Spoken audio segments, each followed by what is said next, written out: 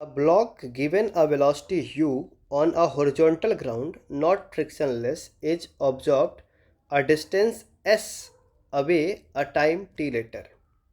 तो अपने पास एक ब्लॉक है जिसका मास मैंने मान लिया m और उसको एक हॉरिजॉन्टल ग्राउंड पे रखा है जो कि फ्रिक्शनलेस नहीं है। तो इसके पास कोफिशिएंट ऑफ फ्रिक्शन है और ये u दिया हुआ है तो मैंने केवल म्यू के माना हुआ है कोफिशिएंट ऑफ काइनेटिक फ्रिक्शन।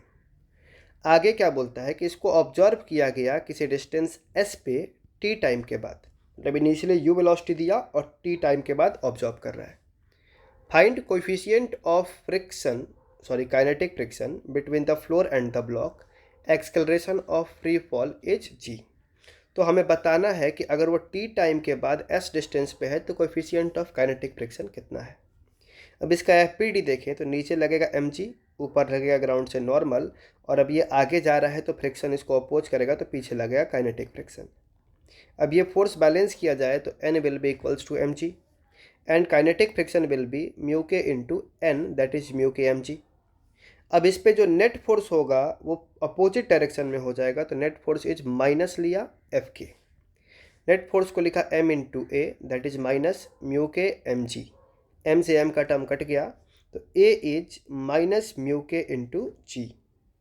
अब अगर मानते हैं कि ये टी नॉट टाइम के बाद स्टॉप कर रहा है तो वो टी नॉट टाइम कितना होगा। तो अगर ये टी नॉट टाइम के बाद स्टॉप कर रहा है तो इसकी वेलोसिटी हो जाएगी 0। तो हम लिख सकते हैं equation v equals to u plus a t naught. अब फाइनल वेलोसिटी अगर 0 हो रही है तो u minus mu k g, that is acceleration into t naught. अब अगर टी नॉट टाइम निकालें तो दिस विल बी, एक तरफ करेंगे तो mu k g, t naught is mu, this means t naught is mu upon mu k g. तो ये ब्लॉक क्या होगा कि इतने टाइम के बाद रुक जाएगा। अब दो केस है कि ये जो अपने को टाउ वाला टाइम दिया गया है जब ये एस डिस्टेंस पे है, या तो ये टाइम टी नॉट से बड़ा हो सकता है या टी नॉट से कम हो सकता है। तो दो केस की बात करते हैं कि अगर tau is less than equals to t naught, मतलब ये टी नॉट पे रुकता और हम जिस टाइम पे एस डिस्टेंस पे देख रहे हैं वो टाइम रुकने के पहले का टाइम है। तो अभी ब्लॉक रुका नहीं है, चल ही रहा है।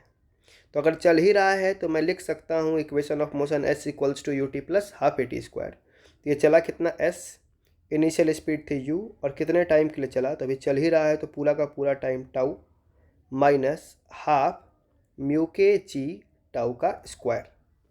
अब अगर देखें तो ये वाला माइनस वाला टर्म एक तरफ करते हैं तो म्यू के जी टाउ का square by 2 will be mu U T minus S. अब यहाँ से म्यू के निकल के आ जाएगा 2 मल्टीप्लाई होगा तो 2 U T minus S upon G T square. तो ये कोफिशिएंट ऑफ काइनेटिक फ्रिक्शन होता तब जब ब्लॉक स्टीप टाइम तक चलते रहता। अब एक दूसरा केस भी अराइज होगा कि अगर जो टाइम दिया गया टाउ वो टी नॉट से बड़ा है, इसका मतलब हुआ कि ब्लॉक पहले ही रुक जाएगा। और अगर ब्लॉक पहले ही रुक गया है तो हमें बस देखना है कि स्टॉपिंग डिस्टेंस क्या है s। तो मैं इक्वेशन ऑफ मोशन लिख दूंगा v square minus u square equals to 2as।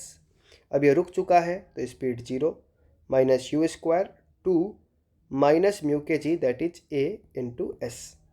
अब यहाँ से अगर म्यू के निकाले तो ये माइनस और ये माइनस कट जाएगा, म्यू के विल बी यू स्क्वायर और ये 2GS नीचे आ जाएगा। तो ये हो जाएगा इस केस में अपना कोफिशिएंट ऑफ काइनेटिक फ्रिक्शन।